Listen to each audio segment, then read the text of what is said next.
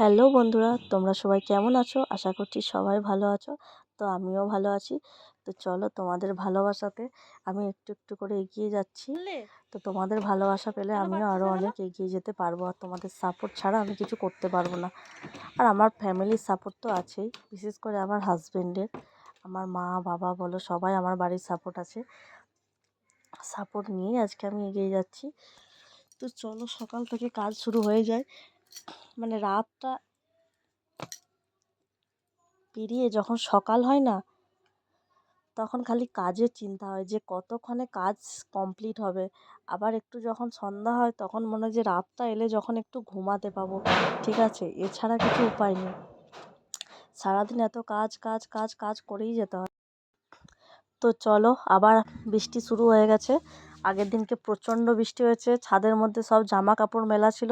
আমি তো তুলতে মানে ঘুমিয়ে গেছিলাম, যে জন্য ভুলে গেছি। তো উপরে এসে যখন আমি তুলতে আসি, দেখি সব ভিজে গেছে, আর ঝড়ের মধ্যে সব জামা কাপড় সব পড়ে গেছে। পড়ে একবার যা ইচ্ছে তাই অবস্থা হয়ে গেছে। তো আমি সেগুলো আবার ভিজে ভিজে তুলতে এলাম, কিন্তু অলরেডি তখন ভিজে গেছে। সেগুলো আবার বারান্দার মধ্যে মিলিয়ে দিলাম।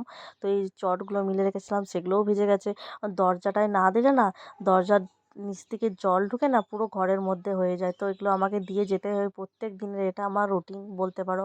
এই গ্রীষ্মকাল থেকে একদম আপ টু একদম শীতকালের আগে পর্যন্ত আমাকে এই করেই যেতে হয়। শুধু চট দিলে হয় না, তার মধ্যে একটা পলিথিন দিতে হয়, নইলে জলটা আবার চটের মধ্যে ঢুকে তো নিচের দিকে চলে যায়।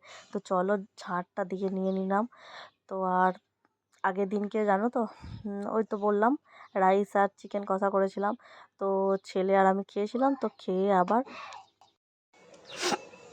তো চলো, এরপর আবার দেখো, একটা পলিথিনও মিলতে হয়। দেখেছো, এই যে সামনে ঝোলানো আছে, এটাও দিতে হয়। তো এরপর জামা কাপড়গুলো কিছু আছে কেচে নিই, দিয়ে নিই। এরপর বাসনগুলো ধুতে হবে। আগের দিনকে প্রচণ্ড বৃষ্টি পড়ছিল, আর বৃষ্টির মধ্যে ধোয়া যায়নি, সেই জন্য ছাদের মধ্যে রেখে দিয়ে চলে গেছিলাম। সকালবেলায় উপর নিচের কাজগুলো কমপ্লিট করছিলাম, তো সেই জন্য উপরে আসতে পারিনি। তো একবারে এসে এখন কাজগুলো কমপ্লিট করে নিই, দিয়ে তারপর ছেলেকে স্নান টান করাবো।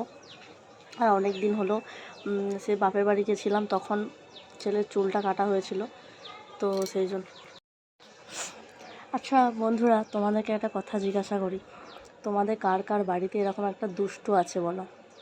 যে সবসময় দুষ্টুমি করে, আর দুষ্টুমিগুলো দেখতে সবার ভালো লাগে। কার কার আছে প্লিজ কমেন্ট করে জানিও।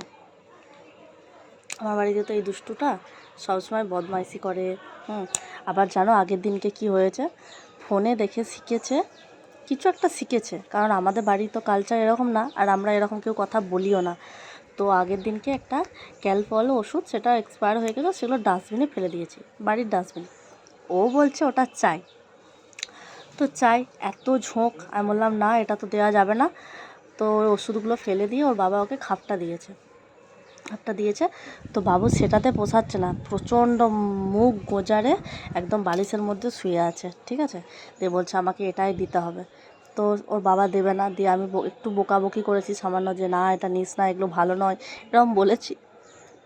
তার তবু ওইতে হচ্ছে না, দিয়ে কাঁদছে, বলছে আমি রাগ করে বাড়ি থেকে চলে যাব। তো আমার মাথা গেল গরম হয়ে। আমি বললাম এতটুকু ছেলে এইসব কথা, হ্যাঁ বড় বড় কথা বলছিস? তো তারপর বকাবকি করার পরে পড়তে গেল, ওর জেম্মার কাছে পড়তে গেছিলো। তো দিয়ে তারপর এসে একটু ঠিক হয়েছে, বাবু আমি আর মারবো না তোমাকে, তুমি তুমি আমার ভালো মা, তো আর তোমাকে বকাবকি করবো না, মারবো না। দিয়ে জানো তো, আজকে আবার বলছে, ও মা, কথা বলছে, দিয়ে বলছে ওর মানে ঠাকুমাকে আম্মা বলে, তো আম্মাকে বলছে আম্মা তুমি খুব বকাবকি করছো। হ্যাঁ, আমি রাগ করে অবধি বলেছে, দিয়ে আমার দিকে তাকিয়ে না কালকের কথাটা মনে পড়ে গেছে।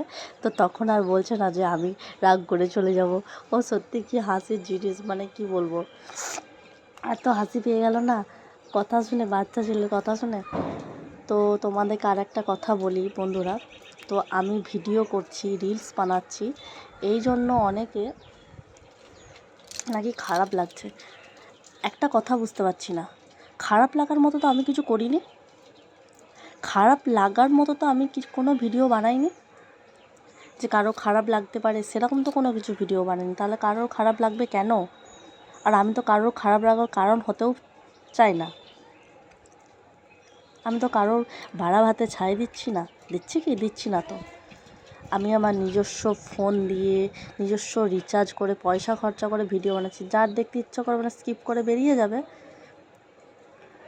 আমার ফেসবুক ফলোয়াররা তো কেউ কিছু বলছে না আমাকে, তারা যথেষ্ট আমাকে ভালোবাসে।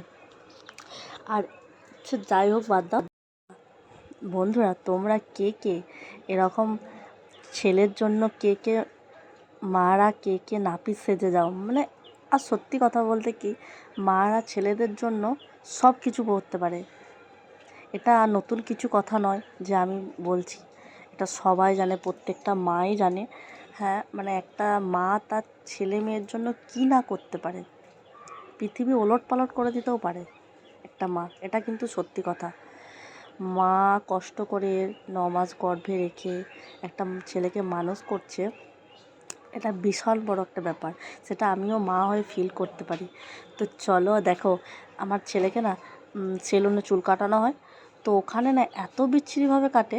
আর আমার ছেলে কী করে, চুলগুলো মুখের মধ্যে এলে না ওই কাপড়টা মুখে নিয়ে নেয়, তো সেই জন্য আমার খুব একটা পছন্দ হয় না। তো যার জন্য আমি বাড়িতেই কাটি। একবার সেলুনে কাটিয়েছিলাম, খুব বিচ্ছিরিভাবে চুল কেটেছিল। আর এখন থেকে এত ছোট্ট থেকে এরকম বিচ্ছিরিভাবে চুল কাটা আমার খুব একটা পছন্দ না। আমি পছন্দ করি না স্টাইলভাবে চুল কাটা একদম। তো আমি সেই জন্য বাড়িতেই কাটি। আর 5 বছর পর্যন্ত বাড়িতেই কেটেছিলাম, যেহেতু মা কালীকে চুল দেওয়ার ছিল। তো মাঝে একবার খালি সেলুনে কেটেছিলাম, তো আবার আজকে বাড়িতে কাটছি। তো চলো, বাবু বসে গেছে ফোন নিয়ে, নাহলে তো চুপ করে বসে থাকবে না না চুল কাটতে। তবে ও কিন্তু চুপ করে বসে চুল কেটে নেয়, কোনো বদমাইশি নেই, কোনো ঝামেলা নেই। ও সত্যি খুব ভালো ছেলে। মানে আমি দেখি না, এত অল্প বয়সে ওর যা কর্তব্য আর ওর যা জ্ঞান, আমি দেখে অবাক হয়ে যাই। কটা বাচ্চার মধ্যে আছে আমি জানি না, আমি হয়তো দেখিনি, কিন্তু আমার বাচ্চাকে আমি দেখছি তো, অত্যন্ত মানে মায়া, সবার প্রতি প্রচুর মায়া। আর বন্ধুবান্ধব তো বটেই। ও এটা করছে, আমাকে দিতে হবে তো, কাঁদবে তো। আর রোজ ও দাদাদের সাথে খেলবে, তো দাদাদেরকে প্রাইভেট থেকে যখন আসবে তখন ডেকে ডেকে বাড়িতে আনবে, খেলবে, দিয়ে বলবে ওকে চকলেট দিতে হবে তো, ড্রয়ার থেকে বার করবে, নিজেই চকলেট নিয়ে ও দাদাদেরকে দিয়ে দিবে। আর দেখো রাজাবাবু বসে আছে, দেখো বসে বসে চুল কাটছে, আর আমার গোটা গায়ের মধ্যে চুল মাখাবে। হ্যাঁ, কি যা ইচ্ছে তাই অবস্থা করবে আমার চুল কাটাতে, খুব বিচ্ছিরি অবস্থা, কিন্তু ভালো লাগে। আমি বাড়িতেই করি। আর জানো তো, যখন চুল কাটছি তখন বলছে মা শ্যাম্পু দেবে না তো, মানে ওর মাথায় ঢুকে গেছে শ্যাম্পু নিয়ে নিলে চোখে তো জ্বালা করবে। হ্যাঁ, ও শ্যাম্পু নিতে খুব ভয়, শ্যাম্পু মোটেই নেবে না, বলছে আমি চুল কাটবো না যদি তুমি তো চলো টাটা বাই বাই, আবার পরে দেখা হচ্ছে।